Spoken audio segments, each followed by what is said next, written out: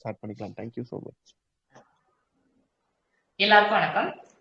இன்னைக்கு நம்ம என்ன டாபிக் பத்தி டிஸ்கஸ் பண்ண போறோம் அப்படின்னா கிட்னி ஸ்டோன், சிறுநீரக கல், அதாவது ரீனல் ஸ்டோன் அப்படின்னு சொல்லுவோம் இல்லையா. ஸோ இந்த கிட்னி ஸ்டோன் பத்தி இன்னைக்கு நம்ம டீட்டெயிலா பார்க்கலாம். ஃபர்ஸ்ட் இந்த ரீனல் ஸ்டோன் அப்படின்றது எந்த இடத்துல இருக்கு கிளியர்லயே நம்ம தெரிஞ்சுக்கலாம். கிட்னி ஸ்டோன் அப்படின்றது நம்மளோட சிறுநீரகத்துல உருவாகுற, அதாவது அந்த டெபாசிட் செடிமெண்ட்னு சொல்லுவோம். அதாவது படிவம் மாதிரி சின்ன ஒரு துகள்கள் மண்ணு மாதிரி அது கொஞ்சம் கொஞ்சமா சேர்றது. இதுவும் ஒரு லைஃப் ஸ்டைல் டிசீஸ்ல ஒரு வகையான ஒரு நோயின்னு கூட சொல்லலாம். ஸோ இந்த மாதிரி இது வந்து முக்கியமா நம்மளோட சாப்பாட்டுனால நம்ம வந்து எந்த அளவுக்கு தண்ணி எடுத்துக்கிறோம், இது எல்லாமே ஒரு ரொம்ப முக்கியமான காரணமா இருக்கு இந்த சிறுநீரக கல்லை பொறுத்தளவு. ஸோ முதல்ல இந்த கிட்னி ஸ்டோன் அப்படின்றது இந்த மாதிரியான டெபாசிட் மினரல்ஸ், சால்ட்ஸ், அதாவது இந்த தாதுக்கள், உப்புக்கள் நம்ம சாப்பிடுறோம் இல்லையா, நம்ம சாப்பிடுற சாப்பாட்டுல இருந்து அது வந்து அந்த சக்தி வந்து எடுத்துக்குது இல்லையா, எனர்ஜி. அந்த எனர்ஜி வந்து நம்ம உடம்புல சக்தியா மாறுது. நம்ம என்ன உணவு எடுத்துக்கிறோமோ அது வந்து நம்ம உடம்புல எனர்ஜியா மாறுது. இப்ப நம்ம ஒருத்தர் வந்து பார்த்தோம் அப்படின்னாலே ஆக்டிவா இருக்காங்களா, அவங்களோட பாடி டைப் எப்படி இருக்கு, அவங்க வந்து பிசிக்கலா மென்டலா எப்படி இருக்காங்க, இதெல்லாம் வந்து ஒரு வகையா அவங்க என்ன மாதிரியான உணவுகள் எடுத்துக்கிறாங்க, அவங்களோட குணம் சார்ந்த விஷயங்கள், அவங்களோட ஆக்டிவிட்டி, அவங்களோட பேச்சு பழக்க வழக்கம், அவங்களுடைய உடல் மொழி, அவங்களோட நடவடிக்கை, அவங்களுடைய உடல் திறன், அதாவது அவங்களோட எனர்ஜி லெவல், இது எல்லாமே அவங்க வந்து என்ன மாதிரியான உணவு எடுத்துக்கிறாங்க அதை சார்ந்தும் ஒரு மனிதனை வந்து நம்ம வகைப்படுத்தணும். இது வந்து ஆக்சுவலா ஒரு பெரிய டாபிக். நம்ம இதை பத்தி இன்னொரு நாள் டீட்டெயில் டிஸ்கஸ் பண்ணலாம். உணவு சார்ந்து ஒரு மனிதன் எப்படி உருமாறுறான் அப்படின்றது. சோ இன்னைக்கு இந்த சிறுநீரக கல் பொறுத்தளவுல இந்த மாதிரி நம்ம உணவுல எடுத்துக்கிற சில உணவுல கடைசியா அது போய் சில விஷயங்களா மாறுது இல்லையா. இப்ப நம்ம கார்போஹைட்ரேட்டா எடுக்கிற உணவு கடைசியில பல பரிணாமங்களா அது வந்து மாறும்.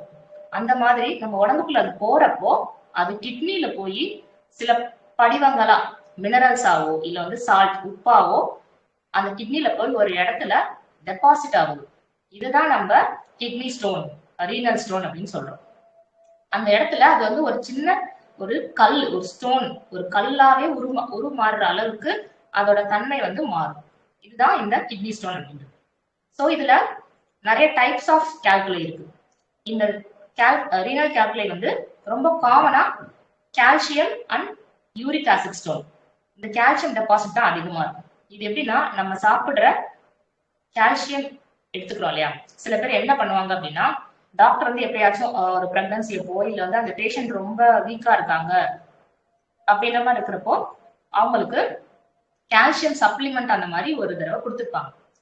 அந்த பேஷண்ட் என்ன பண்ணுவாங்க அப்படின்னா அவங்க ஒரு தடவை கொடுத்தத இவங்க வந்து போய் மெடிக்கல் ஷாப்ல அடிக்கடி வாங்கிட்டு நான் வந்து பலகீனமா இருக்கேன், எனக்கு ஒரு சப்ளிமெண்ட் வேணும், நம்ம சாப்பிட்ட சாப்பாடு இல்லாம நமக்கு இந்த மாதிரி ஒரு சப்ளிமெண்ட் எடுத்துக்கணும் அப்படின்ற மாதிரி தவறா எப்பயோ ஒரு தடவை கொடுத்ததை இவங்க வந்து செல்ஃப் மெடிகேஷன் மாதிரி அடிக்கடி போய் சாப்பிட்டு ஒரு ஒரு கால்சியம் சப்ளிமெண்ட் அந்த மாதிரி கிரானிக்காலாம் எடுத்துட்டு இருந்தாங்க, ரொம்ப நாளா ஒரு கால்சியம் டேப்லெட் அந்த மாதிரி எடுத்துட்டு இருந்தாங்க அப்படின்னா அவங்களுக்கு இந்த மாதிரியான ரீனல் கால்குலை, சிறுநீரக கல் வரதுக்கான வாய்ப்புகள் ரொம்ப ரொம்ப அதிகம்.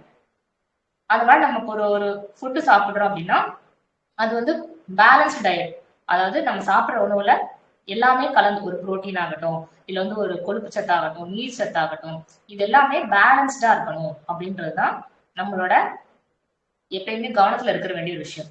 அதுல ஏதோ ஒண்ணு வந்து ரொம்ப அதிகமா அளவுக்கு மிஞ்சி நம்ம தொடர்ந்து எடுக்கிறப்போ கண்டிப்பா அதுக்கு உண்டான விளைவுகளை நம்ம வந்து சந்திக்க ஏற்படும்.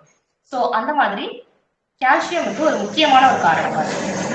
ஸோ இந்த கால்சியம் ஸ்டோன்ல ரொம்ப காமனா வர்ற அந்த டெபாசிட் என்ன அப்படின்னா ஒண்ணு வந்து கால்சியம் ஆக்சலேட், இன்னொன்று வந்து கால்சியம் பாஸ்பேட். இது இல்லாம யூரிக் ஆசிட் ஸ்டோன், இதெல்லாம் வந்து ரொம்ப காமனா நம்ம கிட்னி ஸ்டோன்ல பாக்குற அந்த மினரல்ஸ் அண்ட் சால்ட் டெபாசிட்ஸ் இதெல்லாம். ஸோ மெயினா இந்த கிட்னி ஸ்டோன் எதனால வருது, வரதுக்கான காரணம் என்ன அப்படின்னு பார்த்தா முதல் முக்கிய காரணம் லோ வாட்டர் இன்டேக். நம்மள நிறைய பேர் பண்ற தப்பு, ஒரு வேலை பலூனால இருக்கும் இல்ல வந்து அதிக கவனம் செலுத்தாததுனால இல்ல வந்து தன்னை வந்து கேர் பண்ணிக்காததுனால ஒரு சிலர் வந்து தண்ணியே குடிக்க மாட்டாங்க. காலையில இருந்து ஈவினிங் வரைக்கும் அவங்க வந்து ஒரு 1/4 லிட்டர் தண்ணி குடிச்சாங்க அப்படின்னாலே அது வந்து பெரிய விஷயம். இது வந்து நிறைய பேர் பெருமையா கூட சொல்றது உண்டு. நான் வந்து தண்ணியே குடிக்க மாட்டேன், டிராவல்லாம் வந்து நான் தண்ணியே குடிக்க மாட்டேன், ஏன்னா வந்து எனக்கு ரெஸ்ட் ரூம் போகணுன்ற மாதிரி இதெல்லாம் வரும். நம்ம வந்து இதெல்லாம் ஒரு விஷயமா காரணமா எடுத்துக்கிட்டு நம்ம உடலை வந்து நம்ம அலட்சியப்படுத்துறோம், கவனம் இல்லாம. அதுக்கப்புறம் ஃபியூச்சர்ல நம்ம தேவையில்லாம ஒரு பெரிய ஒரு கஷ்டத்துக்கு நம்மளையே கொண்டு போய் தள்ளுற ஒரு விஷயமா ஆகுது. ஸோ முக்கியமான முதல் காரணம் வந்து இது கிட்னி ஸ்டோன் வரதுக்கு புவரான ஹைட்ரேஷன்.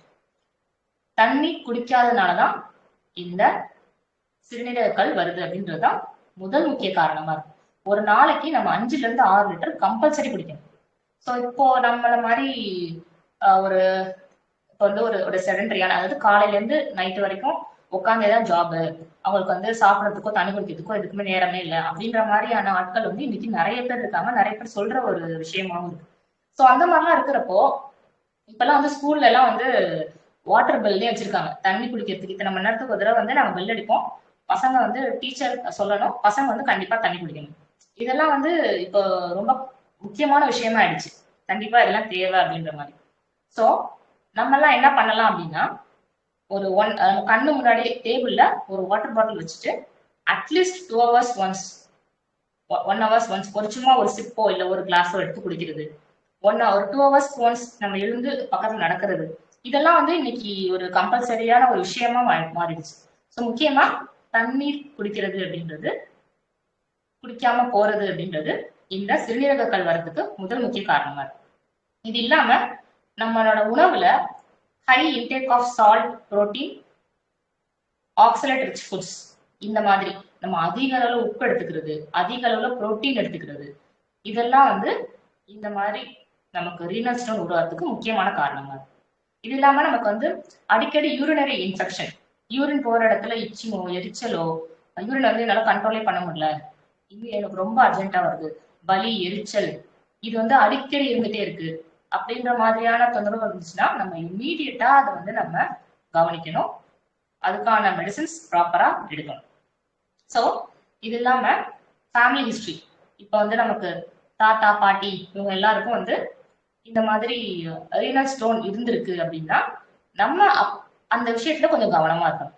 அதுக்கான முன்னெச்சரிக்கைகள் நம்ம வந்து எடுக்க ஆரம்பிக்கணும். ஸோ நமக்கு இருந்திருக்கு அப்படின்னா அது ஒரு 5% சான்சஸ் இருக்கு நமக்கு வரத்துக்கு. ஆனா நம்ம வந்து ப்ராப்பரான விஷயங்கள்ல கவனம் செலுத்தணும் அப்படின்னா அது முழுக்க நம்ம வராமலே தவிர்த்துடலாம்.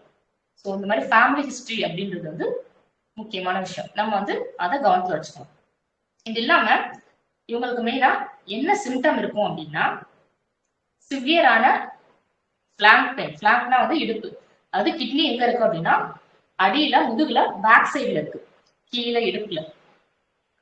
ஸோ அந்த இடத்துல வந்து சிவியரான வலி இருக்கும். அந்த கல் எந்த இடத்துல இருக்கு, ரைட் சைடு இருக்கா லெஃப்ட் சைடு இருக்கா, அந்த இடத்துல சிவியரான ஒரு வலி இருக்கும். அதுவே அந்த கல் வந்து மூவ் ஆகி அந்த சிறுநீர் பாதையில இல்ல வந்து அதுவே இன்னும் கீழே பிளாடர்ல அந்த மாதிரி அந்த கல் நகர்ந்து வந்துச்சு அப்படின்னா அதுக்கேற்ற மாதிரி அந்த வலி வந்து இடம் மாறும். பெயின் வந்து ரேடியேட் ஆகும், ஒரு இடத்துல இருந்து இன்னொரு இடத்துக்கு வலி வந்து பரவும். ஸோ இந்த மாதிரி வலிகள் இருந்துச்சு அப்படின்னா நம்ம கண்டிப்பா இம்மீடியட்டா கவனம் செலுத்தணும். ஸோ இந்த மாதிரி ஃபிளாங்க் பெயின், அதாவது இடுப்புல வலி வர்றது ரொம்ப முக்கியமான ஒரு சிம்டம் இந்த சிறுநீரக கல்ல. இது இல்லாம யூரின்ல வந்து ரத்தம் வருது, தென் எரிச்சல், யூரின்ல அதிக எரிச்சல் இருக்கிறது, சடனா வந்து ரொம்ப அர்ஜென்ட்டா யூரின் போயிட்டே இருக்கணும் அப்படின்ற மாதிரி இருக்கிறது, சில நீர் எரிச்சல் இருக்கிறது, யூரின் வந்து டிராப்பா சொல்றது, யூரின் போய் முடிக்கிறப்ப ரொம்ப அதிக வலி வருது, இதெல்லாம் வந்து ரொம்ப முக்கியமான சிம்டம். இது இல்லாம கொமட்டல், வாமிட், நாசியா, வாமிட்டிங் இதெல்லாமும் இருக்கும். அதுவே இன்ஃபெக்ஷன் இருந்துச்சுன்னா ஃபீவரும் இருக்கும். ஸோ இது கிட்னி ஸ்டோனுக்கு உண்டான முக்கியமான சிம்டம்ஸ். இந்த மாதிரியான சிம்டம்ஸ் இருந்துச்சு அப்படின்னா நம்ம இம்மீடியட் அட்டென்ஷன் கொடுக்கணும் அப்படின்ட்டு. இது வந்து நம்ம எப்படி டயக்னோஸ் பண்ணலாம் அப்படின்னா, கண்டிப்பா யூரின் டெஸ்ட் பண்ணணும். இது இல்லாம நம்ம ஸ்கேன் எடுக்கணும், கிட்னி யூரேட்டர் பிளாடர், அதாவது நம்ம அந்த வயிற்றுக்கிட்ட கிட்னி யூரேட்டர் பிளாடர் அந்த இடத்துல ஸ்கேன் பண்ணோம் அப்படின்னா அந்த கல் எந்த இடத்துல இருக்கு, எக்ஸாக்டா என்ன சைஸ்ல இருக்கு அப்படின்றத நம்ம நோட் பண்ணி அதுக்கேற்ற மாதிரி மருந்துகள் எடுக்கலாம். ஸோ எப்பயுமே இந்த மாதிரி வலி வருது அப்படின்னா முதல்ல மெடிசன் எடுக்கிறதுக்கு முன்னாடியும் ஸ்கேன் முக்கியம். ஆஃப்டர் மெடிகேஷன் அப்படின்றது அதுக்கப்புறமா நம்ம ஸ்கேன் எடுக்கிறது தேவைப்படும்.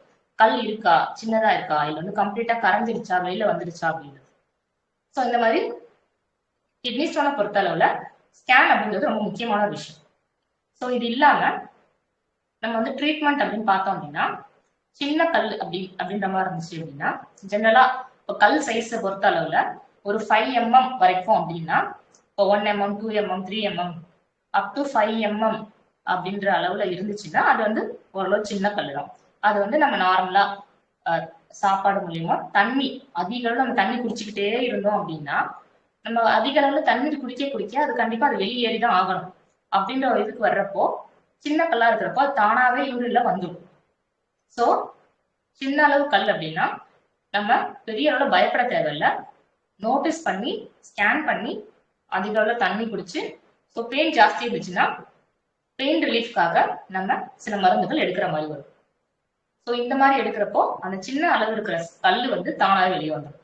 அதுவே பெரிய சைஸ் கல் மோர் தென் 5 mm அப்படின்ற மாதிரிலாம் இருக்கிறப்போ நமக்கு கண்டிப்பா ப்ராப்பரான மெடிகேஷன் தேவைப்படும். அதுவும் இல்லாம ரொம்ப அட்வான்ஸ்டு ஸ்டேஜ், ரொம்ப சிவியரான ஒரு பெயின் அந்த மாதிரிலாம் இருக்கிறப்போ நமக்கு அறுவை சிகிச்சை கூட தேவைப்படுற நிலைமை ஏற்படும். இதுதான் இந்த ரீனல் ஸ்டோனை பொறுத்தளவுல ரொம்ப நம்ம கவனிக்க வேண்டிய விஷயம். ஸோ இப்போ சிம்டம்ஸ், ட்ரீட்மெண்ட், டயக்னோசிஸ் எல்லாம் பார்த்தோம். நம்ம இந்த சிறுநீரக கல் வராம நம்மளை எப்படி காப்பாத்திக்கலாம், பாதுகாத்துக்கலாம் அப்படின்னா, ஃபர்ஸ்ட் எதனால வருதுன்னு பார்த்தோம். தண்ணியே குடிக்காம இருக்கிறதுனால வருதுன்னு பார்த்தோம் இல்லையா? ஸோ அதனால ஃபர்ஸ்ட் தண்ணீர் அதிக அளவுல நம்ம எடுத்துக்கிறது இந்த பிரச்சனைகள் வராமலே நம்ம வந்து தடுத்துக்கணும். அது இல்லாம நெக்ஸ்ட் நம்ம எடுத்துக்கிற சாப்பாட்டுல சால்ட் அண்ட் புரோட்டீன் வந்து கம்மியா எடுத்துக்கிறது. இது வந்து ஒரு முக்கியமான விஷயமா இருக்கு. தென் நம்மளோட ஹெல்த்தியான வெயிட்டை மெயின்டைன் பண்ணணும். இது மூணாவது விஷயம்.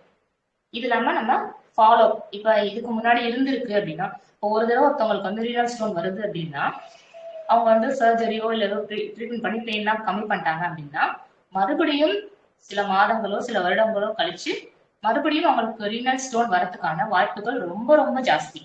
ஸோ அதனால ஒரு தடவை வந்துருச்சு அப்படின்னா கூட நம்ம வந்து இந்த மாதிரியான நம்மளோட ஹெல்தியான லைஃப் ஸ்டைல் ரொட்டீன், அதாவது தண்ணி குடிக்கிறதோ இல்லை சாப்பாட்டை நம்ம வந்து கவனம் செலுத்துறதோ, நம்ம ஆக்டிவா வச்சுக்கிறதோ, இதெல்லாம் வந்து நம்ம ரொம்ப அதிக அளவுல கவனமா இருக்கணும். ஏன்னா இந்த ரீனல் ஸ்டோனை பொறுத்தவரை வலி அப்படின்றது ரொம்ப நம்ம வந்து கண்டிப்பா சொல்ல வேண்டிய ஒரு விஷயம் என்னன்னா, இப்ப வந்து ஒரு லேபர் பெயின், ஒரு பிரசவ வலி அப்படின்றது எந்த அளவுக்கு ஒரு சிவியரா இருக்குமோ அந்த அளவுக்கு இந்த ரீனல் கால்குலை, சிறுநீரக கல்லுடைய வலின்றது அந்த அளவுக்கு சிவியரா இருக்கும்.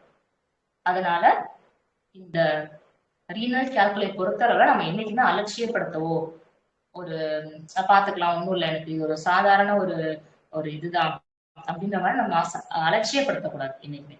ஒன்ஸ் அந்த பெயின் வந்துருச்சு அப்படின்னா அது வந்து கடைசி ஸ்டேஜ்ல நமக்கு வந்து ஆப்ரேஷன் தான், வேற வழியே இல்லை, அந்த மாதிரி ஒரு சுச்சுவேஷனுக்கு நம்ம என்னைக்கு கொண்டு போயிடக்கூடாது.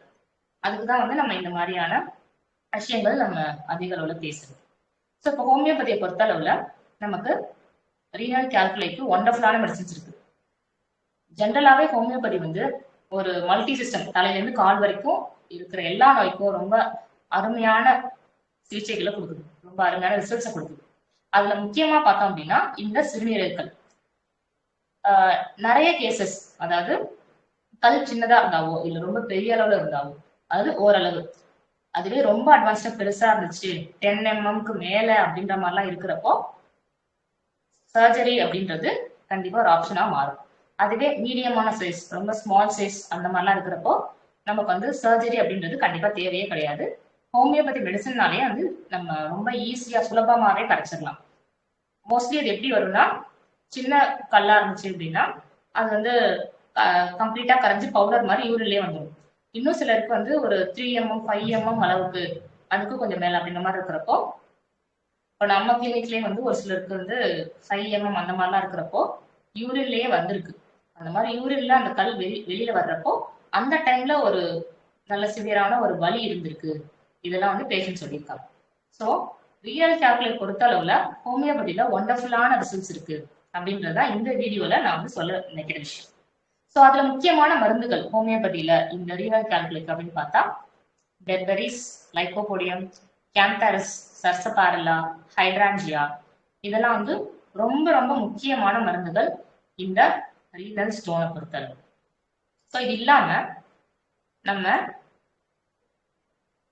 ஜென்ரலா நம்ம பண்ற மிஸ்டேக் எந்த இடத்துல இருக்கு அப்படின்னா, நம்ம வந்து இந்த மாதிரி லேசா வலி இருக்கு அப்படின்னா நம்ம வந்து வயிறு சம்பந்தப்பட்ட பிரச்சனையோ இல்ல வந்து செரிமான கோளாறு எனக்கு இருக்கு அந்த மாதிரி நம்ம வந்து அலட்சியப்படுத்திருக்கூடாது எப்பயுமே. இன்னும் நிறைய பேருக்கு என்ன ஆகும்னா கல்லு வந்து உள்ள வந்து ஓரளவு பெரிய சைஸாவே இருந்துட்டே இருக்கும். அதை வந்து அவங்க நோட்டீஸே பண்ண மாட்டாங்க. எதர்ச்சியா வேற எதுக்கோ இல்ல ஏதாவது விழுந்து அடிபடுறதோ வேற எதுக்காவது ஸ்கேன் பண்ண போவாங்க. அப்ப பார்த்தா இந்த அளவுக்கு பெருசா கல் இருக்கு, போத் ரெண்டு சைட்லயுமே இருக்கு, இல்ல வந்து சிங்கிள் சைடு ஒரு சைடுல இருக்கு, நம்ம வந்து இமீடியட்டா சர்ஜரி பண்ணலாம். அந்த மாதிரி நிறைய பேருக்கு என்ன ஆகும்னா சிம்டம்ஸே எதுவுமே இருக்காது. வலியோ இல்ல வந்து ஒரு யூரின்ல தொந்தரவோ எதுவுமே இருக்காது. வெறும் கல்லு மட்டும் இருக்கும். அதுவும் முடிஞ்ச அளவு பெருசா கூட இருக்கும். ஸோ அந்த மாதிரி இருக்கிறப்போ நம்ம வந்து எதர்ச்சியா ஏதோ ஒரு ஸ்கேன் பாக்குறப்ப பார்த்தோம் அப்படின்னா இந்த மாதிரி கல்லு தெரியும். ஸோ அதனால வந்து ஜென்ரலா ஒரு சிறுநீரக கல்னா எல்லாருக்குமே வலி இருக்கும் அப்படின்ற மாதிரி சொல்லிட முடியாது. ஒரு சிலருக்கு எந்த சிம்டம்ஸும் இல்லாம கல்லு மட்டும் கூட இருக்க சான்சஸும் இருக்கு. அது இல்லாம இது வந்து ஜென்ரலா கம்பேரிட்டிவ்லி பார்த்தோம் அப்படின்னா ஃபீமேல்ஸை விட மேல்ஸ் அதாவது ஜென்ஸுக்கு ஆண்களுக்கு இந்த சிறுநீரக கல் அப்படின்றது ரொம்ப அதிகமாவே இருக்கு கம்பேரிட்டிவ்லி. நம்ம மெயினா வந்து நம்ம டயட் நம்ம சாப்பிடுற இந்த அதிக உப்பு ஜங்க் ஃபுட் இந்த கார்பனேட்டட் ட்ரிங்க்ஸ் கொக்கோ கோலா இந்த மாதிரிலாம் நம்ம சாப்பிடுறோம் இல்லையா. இது இல்லாம வந்து நம்ம பழங்கள் எடுத்துக்காம இருக்கிறது இதெல்லாம் வந்து ஒரு ரொம்ப முக்கியமான ஒரு காரணம் இந்த மாதிரி சிறுநீரகங்கள் வர்றதுக்கு. இது இல்லாம நமக்கு இந்த சிறுநீரகங்கள் அப்படின்றது எந்த கிளைமேட்ல அதிகமா இருக்கும் அப்படின்னா ஒரு சம்மர் டைம்ல ரொம்ப அதிகமா இருக்கும். ஏன்னா அப்பதான் வந்து நமக்கு டீஹைட்ரேஷன் அப்படின்றது ரொம்ப ஜாஸ்தி இருக்கும். நம்ம வந்து தண்ணி குடிக்காம அலட்சியப்படுத்திட்டு இருப்போம். ஸோ அதனால அந்த டைம்ல வந்து இந்த ரீனல் கேல்குலோட சிம்டம்ஸ் அப்படின்றது அதிகமா இருக்கும், நிறைய பேருக்கு காணப்படும். இதுதான் ரொம்ப முக்கியமான விஷயமா இன்னைக்கு இந்த வீடியோல சொல்ல நினைச்சது. ஸோ எல்லாருக்கும் நன்றி, ரொம்ப தேங்க்ஸ்.